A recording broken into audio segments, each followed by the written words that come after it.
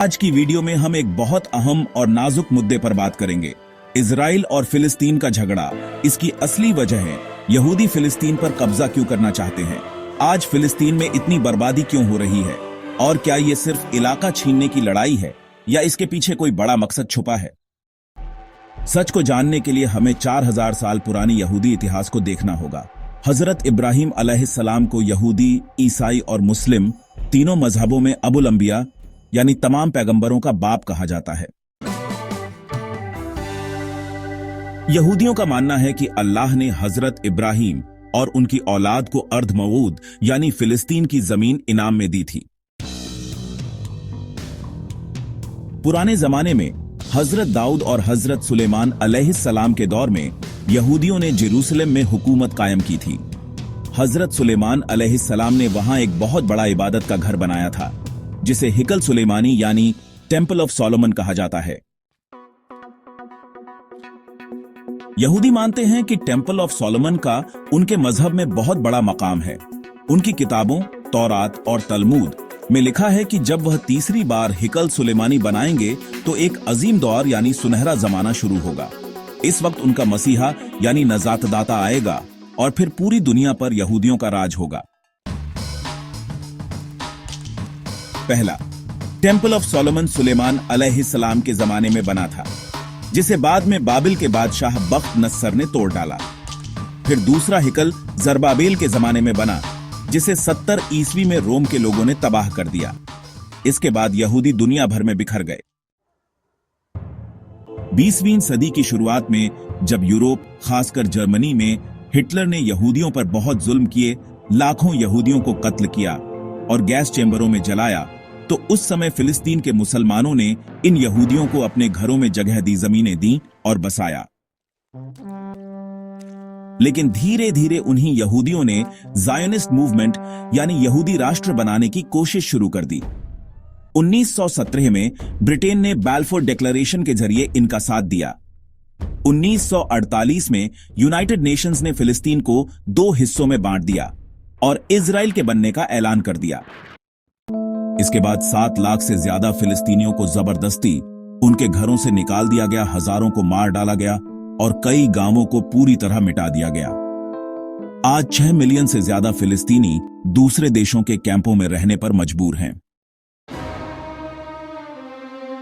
अब यहूदी मानते हैं कि तीसरा टेंपल ऑफ सोलोमन अभी बनना बाकी है। उनका यकीन है कि जब वे तीसरा हिकल बनाएंगे तो मेसियानिक एज यानी नजात का दौर शुरू होगा, जिसमें पूरी दुनिया पर उनकी हुकूमत होगी। इसीलिए आज भी कुछ यहूदी ग्रुप मस्जिद अल अक्सा को गिराकर वहां तीसरा हिकल बनाना चाहते हैं। कुछ तंजीमें जैसे टेंपल इंस्टीट्यूट इस काम के लिए तैयारी कर रही हैं। वो हिकल में काम आने वाली चीजें, मजहबी कपड़े और दूसरे सामान तक बना चुके हैं। उनके लिए यह कोई आम इमारत नहीं बल्कि एक खुदाई मिशन है।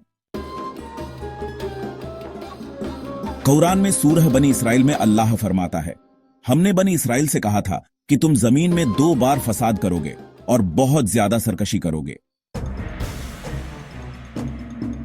यहूदियों का एक और बड़ा मकसद ग्रेटर इजराइल का है। उनके हिसाब से उनका इलाका दरिया ए नील, मिस्र से लेकर दरिया ए फुरात, इराक तक फैलेगा। इसमें मिस्र, जॉर्डन, सीरिया, लेबनान, इराक और सऊदी अरब के कुछ हिस्से शामिल होंगे। यह सपना उनकी मजहबी किताबों में प्रॉमिस्ड लैंड के नाम से लिखा है। यह बात इजराइल के स्कूलों और सियासी पार्टीज में बाकायदा पढ़ाई जाती है। अब अगर हम आज के हालात देखें तो सिर्फ अक्टूबर 2023 से अप्रैल 2025 तक 35,000 से ज्यादा फिलिस्तीनी शहीद हो चुके हैं। इनमें 15,000 से ज्यादा बच्चे शामिल हैं। 10,000 से ज्यादा औरतें भी शहीद हो चुकी हैं। 70,000 से ज्यादा लोग घायल हुए हैं। 60,000 से ज्यादा घर, स्कूल, अस्पताल और मस्जिदें तबाह कर दी गई हैं। इजराइल फास्फोरस बॉम्ब्स और मना किया हुआ खतरनाक हथियार इस्तेमाल कर रहा है, जो इंटरनेशनल लॉ, अंतर्राष्ट्रीय कानून के खिलाफ है। अमेरिका में Google, Facebook, Meta, Amazon, New York times, Hollywood, wall street, Netflix और ब्लैक रॉक जैसे बड़े इदारे यहूदियों के कंट्रोल में हैं। JP Morgan, Goldman सैक्स, Morgan Stanley और सिटी ग्रुप जैसे बैंकिंग सेक्टर के इदारे भी इन्हीं के हाथ में हैं। इसीलिए इजराइल के खिलाफ न कोई बड़ी पाबंदी लगती है, न यूनाइटेड नेशंस का कोई फैसला उस पर असर डालता है। दिलचस्प बात यह है कि खुद अमेरिका की आवाम इस जुल्म पर चुप नहीं है।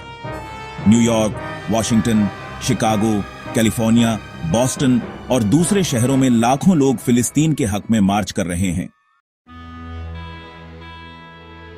मगर अमेरिकी हुकूमत, कांग्रेस और व्हाइट हाउस खुलकर इजराइल का साथ दे रहे हैं। यूनाइटेड नेशंस भी इस मामले में पूरी तरह फेल हो चुका है। सीज फायर की सारी करारदादें वीटो कर दी जाती हैं, यहां तक कि यूनाइटेड नेशंस के दफ्तरों और उसके स्टाफ को भी निशाना बनाया जा रहा है। अरब दुनिया, जो कभी खिलाफत का मरकज थी, आज सिर्फ तमाशाई बनी हुई है। यूएई, बहरीन, मोरक्को और सूडान ने इजराइल से दोस्ती कर ली है।